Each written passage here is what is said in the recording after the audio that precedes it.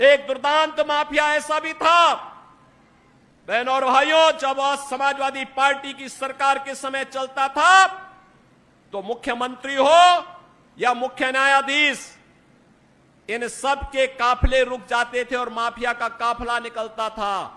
और जब हमने कार्रवाई की उस माफिया के खिलाफ और उसको रगड़ करके कोर्ट के सामने प्रस्तुत किया तो उसकी पैंट गीली हो गई थी।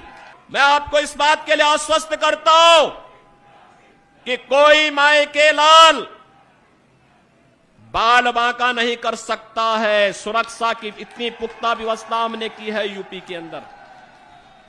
आज आप देखते होंगे बड़े बड़े दुर्दांत माफिया और अपराधी किस कदर उनकी दुर्गति हो रही है।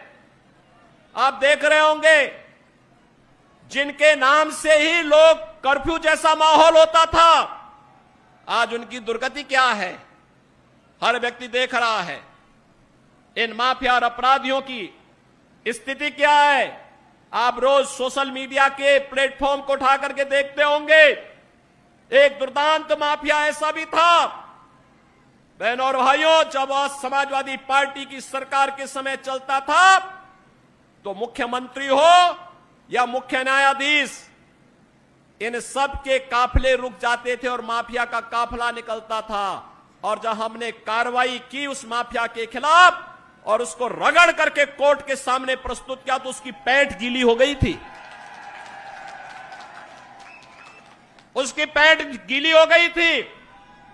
और तब हमने कहा था उस समय उसको, हमने कहा था कानून को रौंदने वाले, आज कानून कितना बड़ा होता है यह एहसास हो रहा है कि नहीं हो रहा है।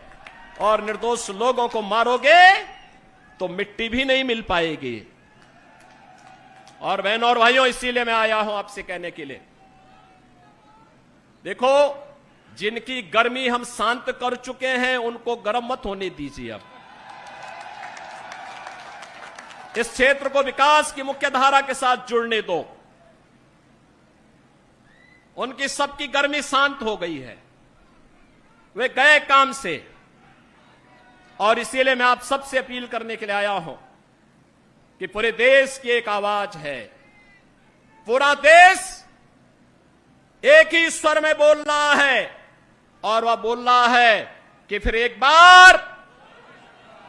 बार मोदी सरकार, फिर एक बार